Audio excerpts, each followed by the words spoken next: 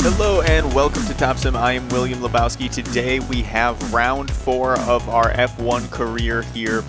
We are at Canada in Montreal for the Canadian Grand Prix. We're going to go over qualifying, then we're going to jump into the opening lap and then advance through the race. If you're interested in seeing something specific, check the timestamps in the description below. They will not show up on screen because this video is less than 15 minutes.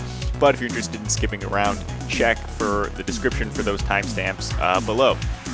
But this race is a bit of a crucial race for both my performance in the constructor standings, my performance if I'm going to continue this career, this save career outside of just this one season of YouTube content. But for the first 3 races, we've had a real mixed bag. The first 2 races were horrible. The first race we were disqualified from for using the wrong tire compound, so we ran the whole race and we're like, oh, we can do this whole race on one tire, and then we're like, oh, we have to pit. It's part of the rule set. So we pitted right at the end and we fit another soft tire, and so we got disqualified from our first 2 rounds of our first race, and then going into the second race we just performed abysmally and did not finish. So this is a very, very, very important race for us. We were able to qualify in 6th position, which puts us much higher on the field than we had been starting before and we needed. But the lights are out almost, and away we go. We got a terrible start at the beginning of this event, losing 4 places instantly, falling back to 10th, 11th even for a second. A little bit of a lockup, but we can make up 1-2 positions really quickly in this opening turn. But that was the mistake of the race. I don't want to spoil the rest of the race for you, but if we did not lose those 2 positions, or 4 positions rather, right at the front of the race, if we didn't have to immediately gain position back, we could have had a much better race. The race was still, I think, of very high quality. I enjoyed the racing action. There was a lot of time in the middle that I did have to cut out, but this was a much better race overall. See, this is the first lap, and we're still getting our bearings, apparently, I guess.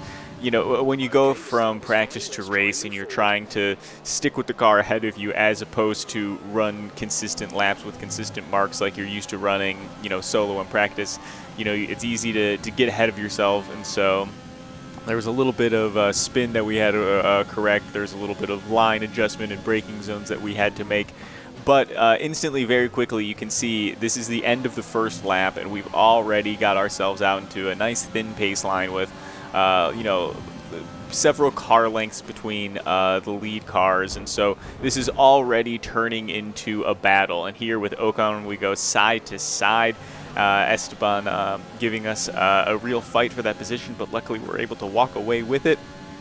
But this was a competitive race, and by competitive race, I don't necessarily mean competitive in the amount of times. It wasn't tenths of seconds or thousandths of seconds keeping us apart.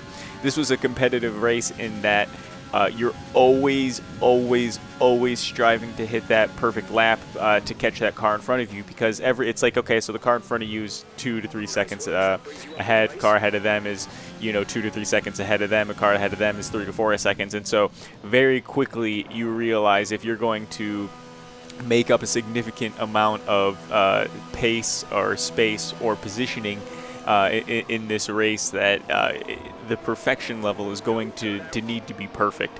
And there are especially some things, you know, as far as the team goes, they really do no wrong other than failing to fit parts, right? So you can't really blame, you know, the team in any of these aspects. But there were already, we have now gone through my pit stop, and we both could improve the amount of time that we enable and disable the pit limiter.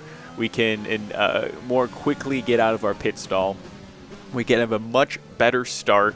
So, you know, all of these factors, you know, going hand in hand, I feel like I'm capable of pulling out a better race than we've seen so far. So we're halfway through this race.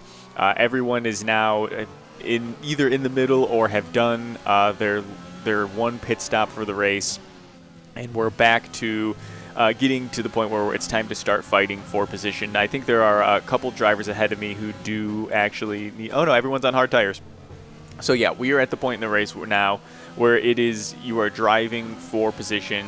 You know, it's that second chug of the race, and things move very quickly, especially if anybody has any mistakes or problems or needs to pit. Like as you can see, every time we go past that opening straight, we can see making up a little bit of positions in the pit, which is always very welcome. And here we actually have a rare scenario of seeing two cars in front of us. So we have an opportunity to gain 2 positions here on cars that are admittedly, one of them is slower and the other one is our teammate. It looks like Lando. It says on the teammate it should be Verstappen. But oh yeah, it is Lando because of, it looks like just because of who's in the pits and whatnot. But no, Norris is behind us? No, the Red Bull. Okay, I just wasted 30 seconds of your time. That is definitely the Red Bull of Verstappen in front of the Red Bull of Gasly, or the AlphaTauri of Gasly.